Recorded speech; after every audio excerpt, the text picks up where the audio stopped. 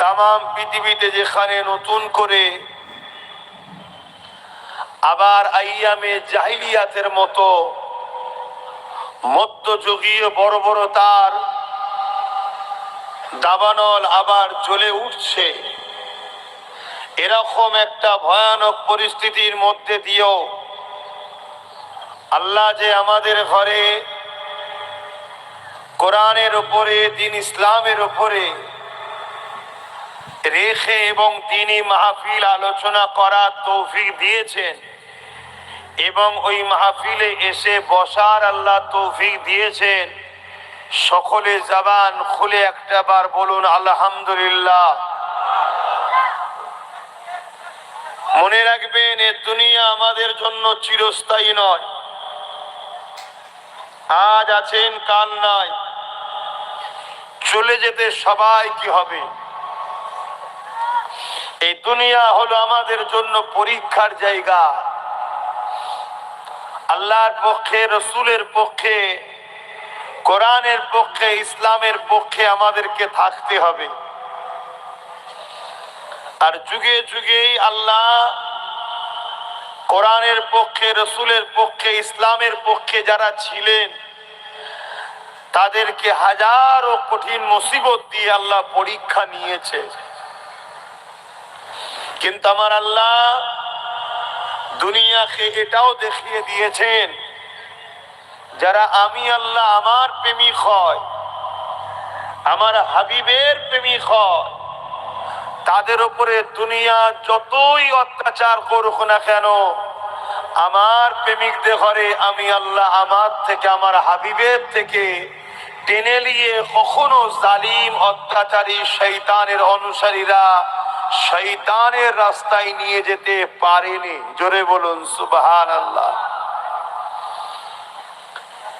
আজ আমাদের উপরও নানান দিক দিয়ে আল্লাহ পরীক্ষা নেবে। মনে রাখতে হবে, নিঃশ্বাসের কোনো বিশ্বাস নাই, আজ আছি কাল নাই। আল্লাহ নানান দিক দিয়ে, কখনো বিমার দিয়ে, কখনো অভাব দিয়ে, কখনো রোগ দিয়ে, কখনো গরিবি দিয়ে, কখনো সন্তান কেড়ে নিয়ে, কখনো বাপ মা স্ত্রী স্বামীকে বিভিন্ন দিক দিয়ে আল্লাহ পরীক্ষা নেবে। তাই আমাদেরকে উচিত প্রতিটা মুহূর্তে কদম ফেলার আগে ভেবে চিনতে পা ফেলা দরকার। আমি যেদিকে যাচ্ছি, যে কদমে পা আগাচ্ছি, এতে আমার আল্লাহ রাজি না বেজার। যদি আল্লাহ নারাজ হয়, আপনাকে যদি ভারতের মাথাতে মাসনাদও বসার রাস্তা দেয়, ও রাস্তাকেও আপনাকে ঠোকর মারতে হবে। কেন ইতিহাস বলছে, দেশের মাথায় যারা বসেছে তাদেরও মৃত্যু হয়েছে। আল্লাহ আপনাকে পরীক্ষা করবে। যদি কেউ আপনাকে টেনে আল্লাহ রসুল থেকে সরিয়ে আরবপতি বানাতে চায়, তথাপিও আপনাকে ওই রাস্তা থেকে দূরে সরে আসতে হবে।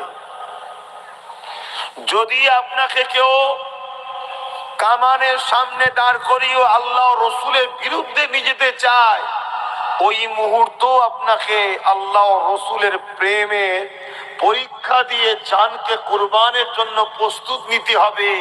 তবে আমার আল্লাহ যদি চায়, কামানের সামনে থেকেও আপনাকে বাঁচাতে পারেন। জোরে বলুন সুবহানাল্লাহ। আরো জোরে বলা যাবে না? আর যদি আল্লাহ আপনাকে ওই অবস্থায় মৃত্যু দিতে চায়, মৃত্যু তো হবে একদিন না একদিন, কিন্তু আপনি আল্লাহ রসুলের প্রেমে মজবুত হয়ে যদি দাঁড়িয়ে থাকতে পারেন, অন্যায়ের পক্ষপাতিত্ব যদি না করেন, তাহলে মনে রাখবেন আল্লাহ আপনাকে প্রকৃত সাকসেসফুল, প্রকৃত কামিয়াবির আসনে বসিয়ে দিলেন। জোরে বলুন সুবহানাল্লাহ।